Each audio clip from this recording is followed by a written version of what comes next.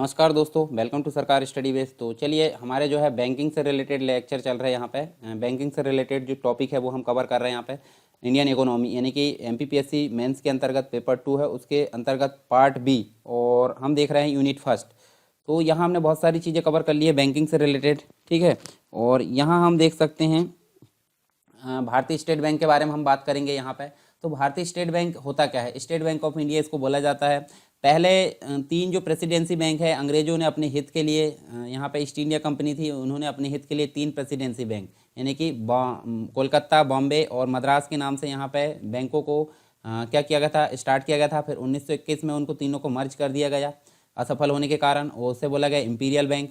और imperial bank को 1955 में क्या किया गया, भारतीय जो है भारत ने क्या किया, मतलब सबके लिए सेवाएं प्रदान करने के लिए यहाँ पे उसको राष्ट्रीयकरण कर दिया गया, और राष्ट्रीयकरण करके उसका नाम बदल दिया गया। नाम बदलने के पश्चात उसका नाम क्या रहा, भारतीय स्टेट बैंक, यानी कि एसबीआई नाम से उसको जाना गया। तो उसी के बारे में हम यहाँ पे जानने वाले हैं। तो देखिए, यहाँ हम देखें तो भारतीय स्टेट बैंक की बात करें तो भारतीय स्टेट बैंक जो था, इंपीरियल बैंक का जो विलय है उसके निर्णय के पश्चात यहाँ पे 1 जुलाई 1955 के पश्चात भारतीय स्टेट बैंक समूह का गठन यहाँ पे किया गया। और इसके अंतर्गत भारतीय स्टेट बैंक के 7 सहायक बैंक थे, और ये सभी मिलकर स्टेट बैंक समूह का यहाँ पर निर्माण करते थे तथा एक ही लोगो का प्रयोग करते थे। लोगो आपको पता होगा एसबीआई का क्या होता है, एक गोल लोगो होता है और बीच में आप इस प्रकार देख सकते हैं, स्टेट बैंक ऑफ इंडिया यहाँ पे देखने को मिलेगा। स्टेट बैंक समूह का जो था, यहाँ पे अगर देखें तो स्टेट बैंक समूह के सात संबद्ध सहायक बैंक जो थे, पहले रजवाड़ों के अधीन बैंकिंग सेवा प्रदान करते थे। बाद में गवर्नमेंट ने प्रीवी पर्स की समाप्ति के पश्चात इसका अधिग्रहण कर लिया गया, और अक्टूबर 1959 से 1960 के मध्य ये चीज़ें हमको देखने को मिलती है। भारत सरकार के द्वारा एसबीआई में सभी सहायक बैंकों का विलय करके उसे एक मेगा बैंक के रूप में बदलना चाहती थी, और इस दिशा में पहला कदम अगर बात करें तो हमको 13 अगस्त 2008 को देखने को मिलता है। 13 अगस्त 2008 को यहाँ पे क्या किया गया, पहला कदम हुआ जब स्टेट बैंक ऑफ सौराष्ट्र का विलय स्टेट बैंक ऑफ इंडिया के अंतर्गत देखने को मिलता है।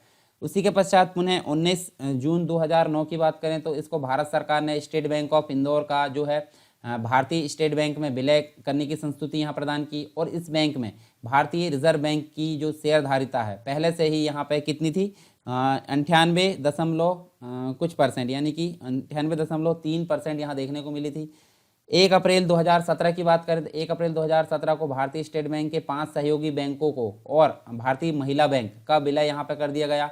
विलय के पश्चात भारतीय स्टेट बैंक की शाखाओं की संख्या कितनी हो गई, टोटल मिलाकर अगर बात करें तो 24,000 यहाँ पे भारतीय स्टेट बैंक की शाखाओं की संख्या देखने को मिलती है।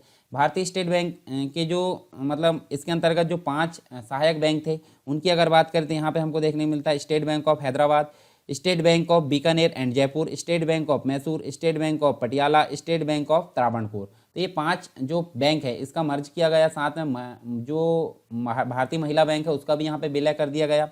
इसके साथ ही अगर देखें तो state bank of India, state bank यानी कि एक प्रकार से जो बैंक है वो पहला वाणिज्यिक बैंक है, स्टेट बैंक ऑफ इंडिया, जिसे नाबार्ड ने स्वयं सहायता प्रोन्नयन संस्थान का दर्जा दिया है। एसबीआई ने स्वयं सहायता समूह के सदस्यों के लिए सहयोग निवास नामक एक योजना भी चलाई है। इसके अलावा एसबीआई द्वारा ग्रीन चैनल काउंटर जो कि उसका प्रारंभ किया गया 1 जुलाई 2010 से अपनी चुनिंदा शाखाओं में ग्रीन बैंकिंग चैनल नाम से कई सेवाओं को प्रारंभ किया है। और ग्रीन चैनल काउंटर पर ग्राहक धन जमा करने, निकालने और जो डेबिट कार्ड है उसका प्रयोग कर सकेंगे। यहाँ पर किसी कागज़ का प्रयोग नहीं किया जाएगा। तो ये तो बात हो गई स्टेट बैंक ऑफ इंडिया के बारे में बेसिक चीज़ें।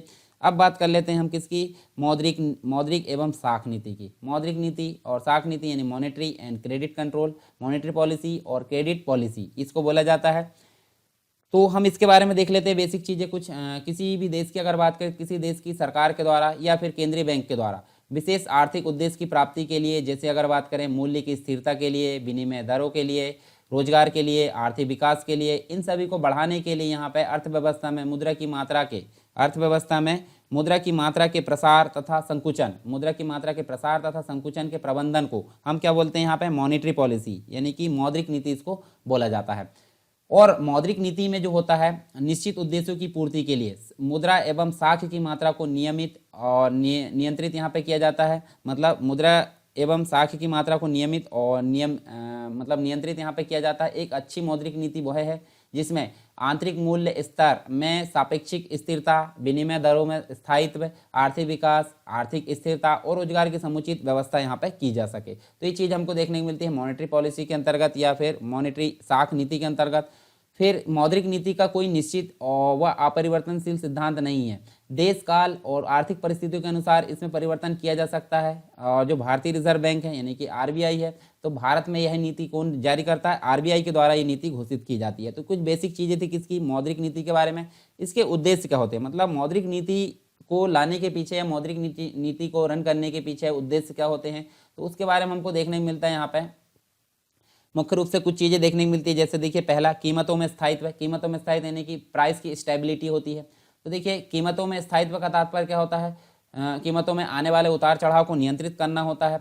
स्थायी कीमतें आम जनता के आत्मविश्वास में वृद्धि करती है तथा व्यापार को प्रोत्साहित भी करती है। स्थायी कीमतें जो होती है आय एवं संपत्ति का न्यायपूर्ण वितरण भी सुनिश्चित करती है, क्योंकि इस स्थिति में मुद्रास्फीति एवं अपस्फीति दोनों पर नियंत्रण रहता है। तो ये दोनों चीज़ें हमको देखने को मिलती है किसके अंतर्गत? मौद्रिक नीति के उद्देश्य के अंतर्गत।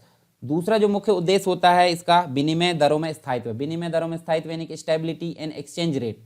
तो जिन देशों की अर्थव्यवस्था विदेशी व्यापार पर निर्भर होती है वहाँ विनिमय दर में स्थायित्व लाना मौद्रिक नीति का अत्यंत उपयोगी उद्देश्य होता है। और यदि विनिमय दरों में स्थायित्व है तो यह दर्शाता है कि देश की जो आर्थिक स्थिति है उसमें भी स्थायित्व है। तो ये भी चीज़ हमको देखने को मिलती है इसमें। फिर पूर्ण रोजगार की प्राप्ति, ये तीसरा उद्देश्य होता है किसका? मौद्रिक नीति का। तो इसको बोला जाता है अटेनमेंट ऑफ फुल एम्प्लॉयमेंट, यानी कि पूर्ण जो रोजगार है उसकी अवस्था जो होती है आर्थिक विकास और प्राकृतिक साधनों के अनुकूलतम उपयोग को दर्शाती है।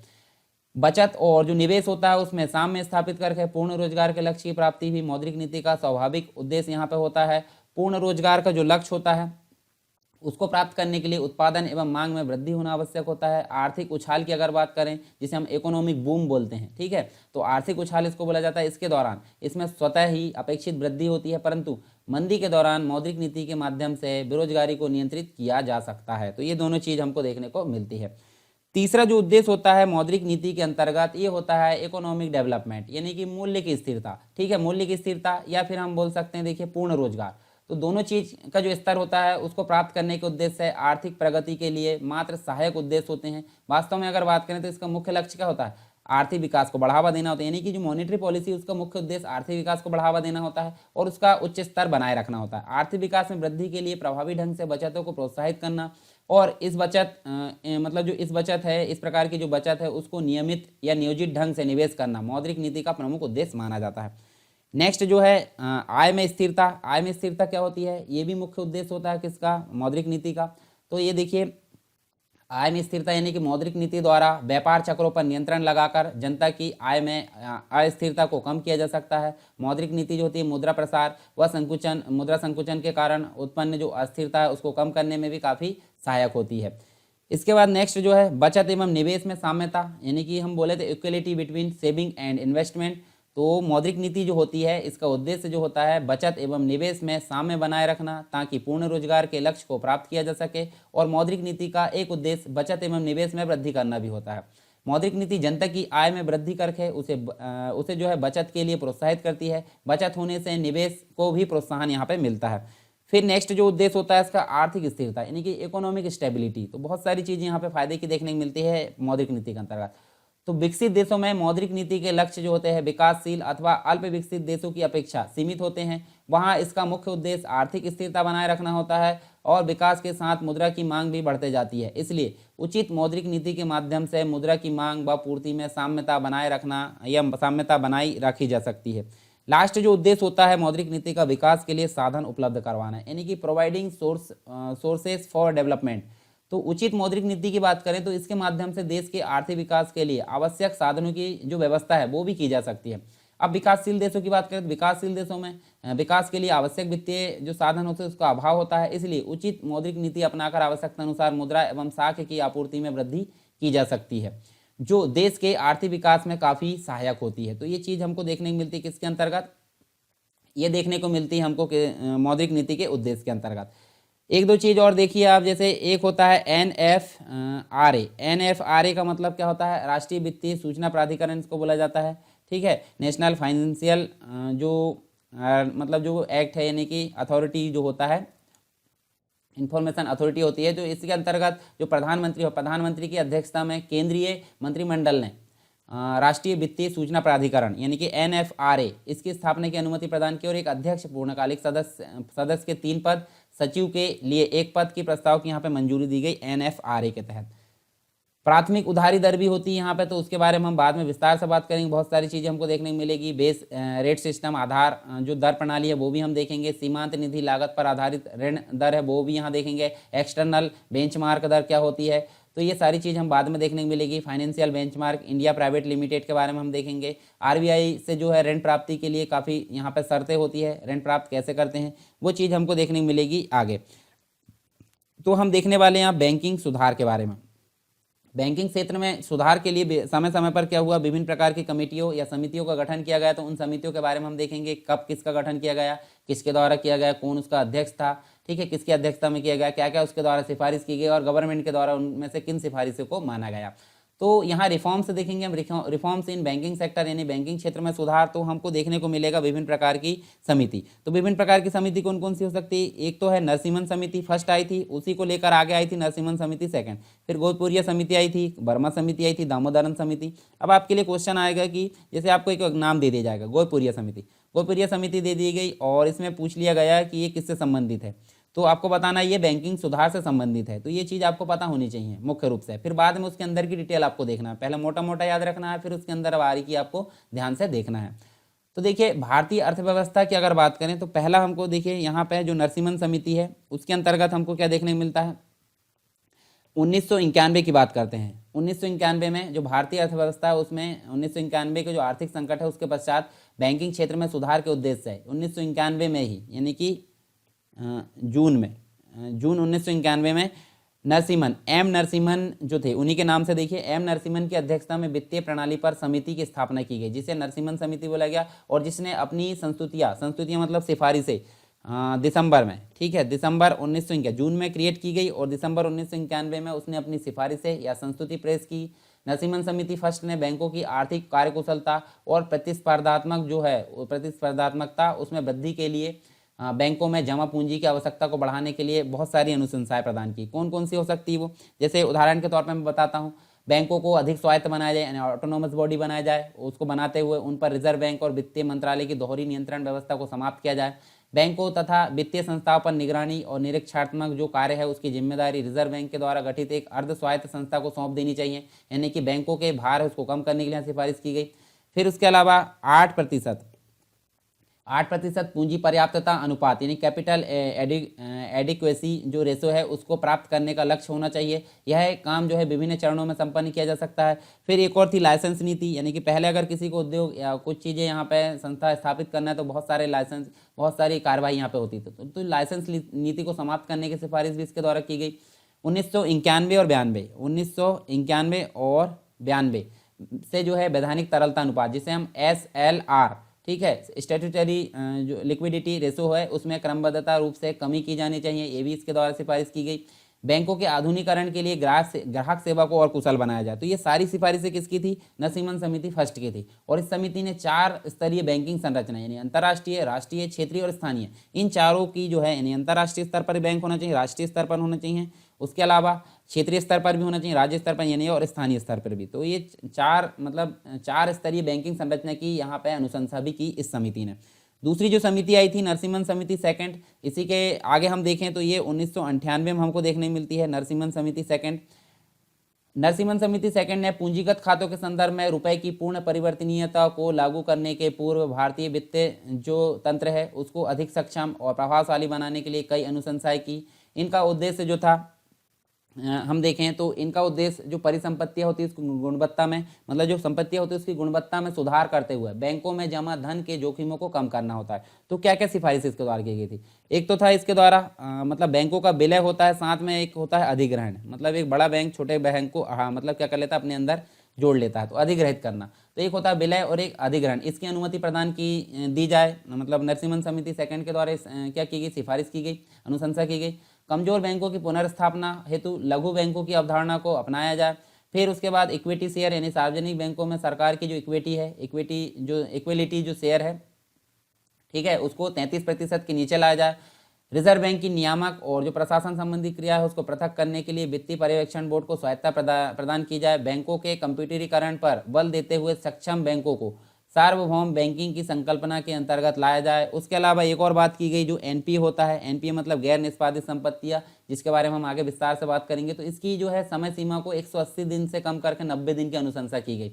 बैंकों को साख संबंधी स्वायत्ता यानी कि ऑटोनोमस बनाने की बात की गई। क्रेडिट से संबंधित खराब ऋणों की वसूली के लिए एसेट्स रिकंस्ट्रक्शन कंपनी एआरसी की यहाँ पे स्थापना की जाए। और बैंकों के प्रोडेंशियल नॉर्म्स की जो है प्रोडेंशियल नॉर्म्स को भी यहाँ पे आसान बनाया जाए। इस प्रकार की भी यहाँ व्यवस्था देखने को मिलती है। किसके अंतर्गत अनुशंसाएं देखने को मिलती है? नरसिम्हन समिति सेकंड के अंतर्गत। ठीक है, अब बात करते हैं हम नेक्स्ट जो समिति आई थी, गोयपुरिया समिति। गोयपुरिया समिति क्या थी? गोयपुरिया समिति का गठन जो है 1990 में किया गया था। अब यहाँ पे देखें तो ग्राहक सेवा को यहाँ पे मुख्य ध्यान में रखा गया। बैंकिंग सुधार के तहत ग्राहक सेवा को मतलब जो है मतलब यहाँ पे उच्च या उसको दर्जा देने के लिए या उसकी दशा को सुधारने के लिए 1990 में एम एन गोयपुरिया की अध्यक्षता में एक समिति का गठन किया गया, जिसने 1991 में अपनी रिपोर्ट प्रस्तुत की। और इस समिति के सुझाव पर ध्यान देते हुए हम अगर देखें तो 1995 यानी कि 15 जून 1995 को बैंकिंग लोकपाल जो योजना है वो भी प्रारंभ की गई। बैंकिंग ओम्बुड्स जो स्कीम है जिसके बारे में हम आगे बात करेंगे, तो वो शुरू की गई गोयपुरिया समिति की सिफारिश पर। उसके बाद नेक्स्ट आई थी वर्मा कमेटी या वर्मा समिति, तो ये आई थी 1996 में। 1996 में यानी कि कमजोर बैंकों की पुनर्संरचना को ध्यान में रखते हुए यहाँ पे 1998 में एमएस वर्मा की अध्यक्षता में एक समिति का गठन किया गया और इसने अपनी रिपोर्ट जो है 99 में पेश की। 1999 में प्रस्तुत की और समिति ने यूको बैंक, इंडियन बैंक और यूनाइटेड बैंक ऑफ इंडिया को कमजोर घोषित किया तथा उसे पुनः पूंजीकरण यानी कि रिकैपिटलाइजेशन की सिफारिश इसके द्वारा की गई। फिर एक लास्ट समिति होती है दामोदरन समिति। दामोदरन समिति जो है हमको देखने को मिलती है 2011 में। तो देखिए SEBI, security exchange board of India की बात कर लेते हैं। सेबी, ठीक है, जिसे हम बोलते हैं सेबी बोलते हैं, security exchange board of India की यहाँ बात करें, ठीक है, तो इसके अंतर्गत हम देखें तो इसके पूर्व अध्यक्ष जो थे सेबी के दामोदरन, एम दामोदरन हैं। इनकी अध्यक्षता में एक समिति का गठन किया गया 2011 में। ये भी चीज़ आपको देखने मिलती है 2011 में, ठीक है, जिसने अपनी पहली रिपोर्ट 2011 में ही प्रस्तुत की अगस्त में। समिति ने बैंकिंग सेवाओं में सुधार हेतु अनेक अनुशंसाएं या यहाँ पे सिफारिशें की। समिति की रिपोर्ट पर भारतीय रिजर्व बैंक द्वारा जो है हम देखें तो यहाँ पे भारतीय रिजर्व बैंक द्वारा आम जनता की टिप्पणियों भी आमंत्रित की गई। बैंकिंग सेवाओं के संदर्भ में समिति द्वारा न्यूनतम बैलेंस की अवधारणा को समाप्त करने का सुझाव दिया गया और आवश्यक सेवाओं को निःशुल्क बनाने की भी सिफारिश की गई। ठीक है, तो ये हमको देखने को मिलती है मतलब जो बैंकिंग सुधार है उसके तहत कुछ समितियां देखने को मिलती है। इसके अलावा हम देखें तो हमको बहुत सारी और समितियां भी देखने को मिलेगी, परंतु हम जो है उनके बारे में इसके बाद वाली जो क्लास है उसमें उनको जो है वहाँ पे देखेंगे। ठीक है, जिसके अंतर्गत हम देख सकते हैं, देखिए आगे आप देखें तो हमको रिजर्व बैंक के द्वारा गठित समितियां देखने को मिलती है। ठीक है, इसके अलावा अगर देखें तो कुछ समितियां और बैंकिंग लोकपाल योजना देखने को मिलेगी और अन्य जो चीज़ें हैं इसके अंतर्गत हम देख सकते हैं। तो ये बाकी की चीज़ें हम नेक्स्ट क्लास में देखेंगे। हम देख लेते हैं हमने क्या क्या चीज़ें यहाँ पे पढ़ ली हैं। ठीक है, तो हम देखिए बैंकिंग प्रणाली हम पढ़ रहे हैं। बैंकिंग प्रणाली के अंतर्गत बहुत सारी चीज़ें हम यहाँ पर देख चुके हैं, जिसके अंतर्गत देखिए बैंकों के विलय तो हम पिछले उसमें ही देख चुके थे। फिर हमने देखे हैं भारतीय स्टेट बैंक के बारे में यहाँ पे देखें। भारतीय स्टेट बैंक यानी कि एसबीआई, जिसका जो है हम देखें तो इंपीरियल बैंक, पहला तो 3 प्रेसिडेंसी बैंक थे, 3 प्रेसिडेंसी बैंक को मर्ज करके इंपीरियल बैंक बनाया गया। इंपीरियल बैंक को आगे जाकर 1955 में नाम बदल दिया गया और राष्ट्रीयकृत किया गया, तो उसको एसबीआई बोला गया। यानी 8 बैंकों का जो समूह था, सामूहिक बैंक, भारतीय स्टेट बैंक उसको कहा गया। उसके बारे में हमने सारी चीज़ें यहाँ पे देखें। उसके बाद आप देख सकते हैं, देखिए मौद्रिक एवं साख नीति के बारे में हमने देखा। मौद्रिक एवं साख नीति होती क्या है और वो उसका उद्देश्य क्या होता है। मौद्रिक एवं साख नीति लाने का उद्देश्य क्या होता है, तो देखिए कीमतों में स्थायित्व है, विनिमय दरों में स्थायित्व है, पूर्ण रोजगार प्राप्ति, आर्थिक विकास है, आय में स्थिरता है, बचत एवं निवेश में साम्य है, आर्थिक स्थिरता है। उसके बाद अगर देखें तो हम देखें विकास के लिए साधन उपलब्ध करवाना, ये सारी चीज़ हमको देखने को मिलती है। फिर हमने बैंकिंग सुधार से संबंधित कुछ समितियों के बारे में बात की, तो बैंकिंग सुधार से संबंधित समिति हम देखें नरसिम्हन समिति 1991 में आई थी और इसने जून में गठित की गई थी, दिसंबर में रिपोर्ट प्रस्तुत की। और उसी के बाद हम देखें तो नरसिम्हन समिति सेकंड आई थी। गोयपुरिया समिति आई थी ग्राहक सेवा में सुधार के लिए। उसके बाद नेक्स्ट जो आई थी हमारी वर्मा समिति आई थी। जो अलग अलग समय यानी कि 1998 99 में इनने रिपोर्ट प्रस्तुत की। दामोदरन समिति सेबी के जो मतलब पूर्व जो अध्यक्ष थे उनकी अध्यक्षता में यहाँ पे दामोदरन समिति यहाँ पे गठित की गई। तो ये सारी चीज़ हमको देखने को मिलेगी, ठीक है। इसके बाद जो नेक्स्ट जो है हम बाद में देखेंगे इसके। आई होप सारी चीज़ें आपको क्लियर हुई होगी और आप टेलीग्राम चैनल को ज्वाइन कर सकते हैं। इसके अलावा बाकी की चीज़ें जो उत्तर लेखन ग्रुप है और डिस्कशन ग्रुप है उनको भी आप ज्वाइन कर सकते हैं। MPPSC की जो टेस्ट सीरीज़ है प्री की, वो भी हमको यहाँ पे देखिए डेली प्रतिदिन यानी पहले मध्य प्रदेश के सारे टॉपिक कवर कराए जाएंगे, क्योंकि MPPSC प्री के अंतर्गत आपको कम से कम 4-5 चैप्टर आपको मध्य प्रदेश के देखने को मिलेंगे। तो उनको भी वहाँ पे कवर कराया जाएगा पहला, फिर बाकी के सब्जेक्ट यानी हिस्ट्री है, ज्योग्राफी है, पॉलिटी है, इकोनॉमी है और अन्य जो चीज़ें यानी करंट अफेयर है, साइंस एंड टेक है और जो आयोग वगैरह है, वो सारे के टेस्ट सीरीज़ यहाँ पे आपको देखने को मिलेंगे डे बाय डे, ठीक है। तो आपको जब 11 अप्रैल को जो प्री का जो एग्ज़ाम है 2020 का 2021 में हो रहा है हालांकि, तो उस समय तक सारा सिलेबस वहाँ पे कवर कराया जाएगा प्री का, और साथ में मेंस का तो हमारा चल ही रहा, ठीक है। मेंस का सेकंड पेपर खत्म होता है तो उसके बाद हमारा जो है थर्ड पेपर भी चल ही रहा आपका। फर्स्ट पेपर ऑलरेडी कवर किया जा चुका है और फिर फोर्थ शुरू होगा और फिफ्थ, फिर उसके बाद जो निबंध लेखन है वो भी वहाँ पे कराया जाएगा। तो इस प्रकार से सारी तैयारी आपको यहाँ पे देखने को मिलेगी। तो चलिए मिलते हैं नेक्स्ट टॉपिक में नेक्स्ट क्लास में, तब तक के लिए जय हिंद।